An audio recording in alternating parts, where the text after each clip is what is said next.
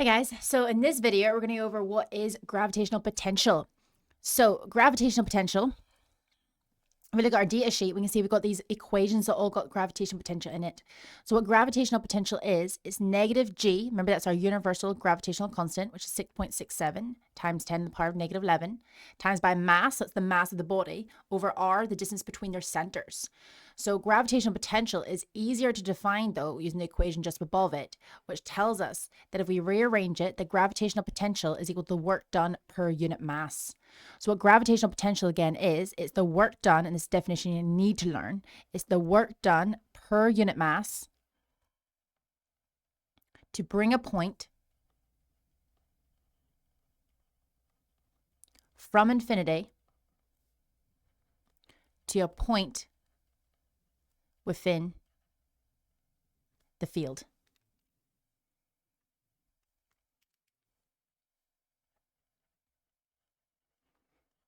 Okay, so what we're saying is let's say we have the body of Earth again. So let's look at Earth. So again, what we're saying is at infinity, if we have this 1 kilogram mass, what we're saying is the potential there is going to be zero. We're defining it as zero. So what's going to happen is we know that that mass is going to have the gravitational force of attraction pulling it towards the Earth. So because it's being pulled towards the Earth, that's an attractive force. What's going to happen is energy is going to get released.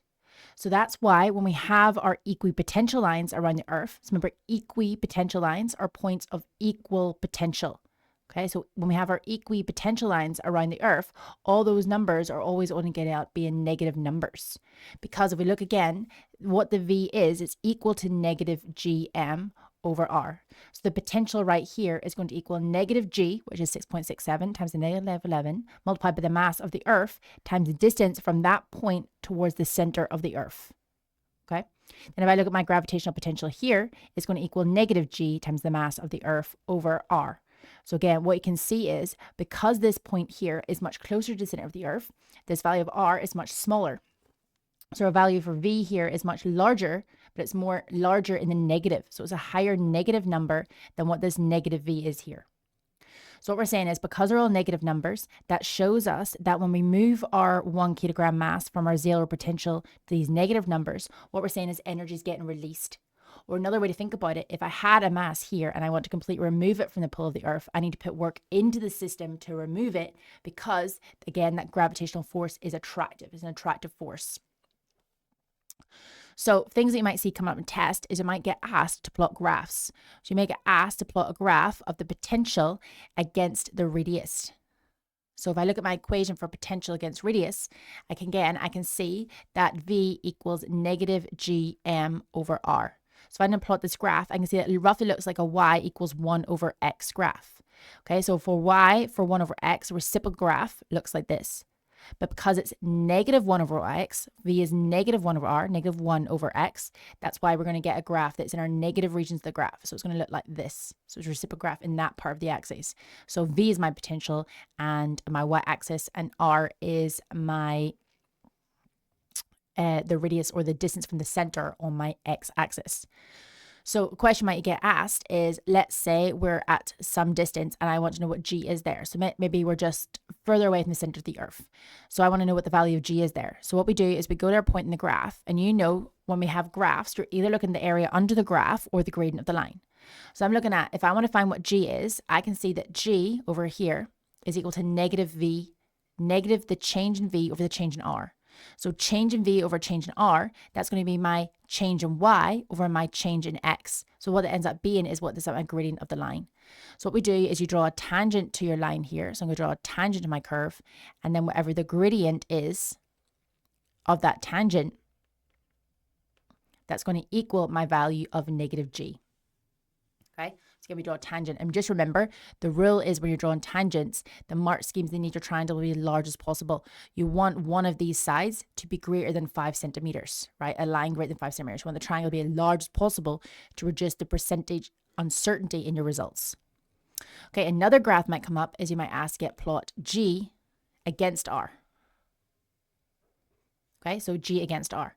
So again, if I look at this equation, I've plotted G against R. So G equals negative the change in the potential over the change in R. What that looks like again is a Y equals negative 1 over X graph. Okay, so what I want to do if I do G against R is going to be a -1 over the X graph in that negative part of the graph. So what it's going to look like again is we're going to have our curve in that part of our region.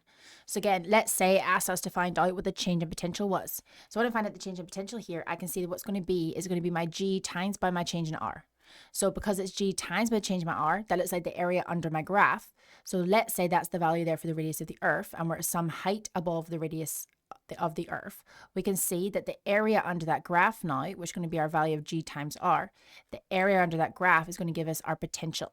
And if we know what the mass is, so again, let's say we've got the Earth, we have some satellite orbiting the Earth, and we want to know what the change of potential is to move from, let's say, the surface of the Earth to some point above the surface of the Earth, some height above the surface of the Earth. What we can do is we just find the gradient under that graph to find V, and again, we can find the change in energy then, because we know the change in energy N is equal to mass times the change of potential. So all we do is we find the gradient under the area of that graph, and we can multiply by whatever mass of our satellite is to find what that change in energy is.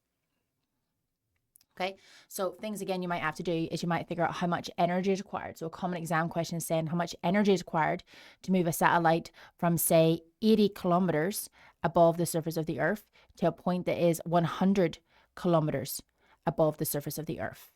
So I want to figure out how much work done is. I'm going to use whatever my mass of my satellite is, and I have to multiply by the change in the potential. So what I need to do is I need to figure out what is the potential right here. So the potential right here is going to be negative G times the mass of the Earth, divided by the radius of the Earth, plus whatever height that satellite is. So that's my 80 kilometers, or 80 times 10 to the power of 3 meters. And I have to find out what the potential is at my 100 kilometers, which again is going to be my negative G times the mass of the Earth, divided by the radius of the Earth, plus my 100 times 10 to the power of 3 above the Earth.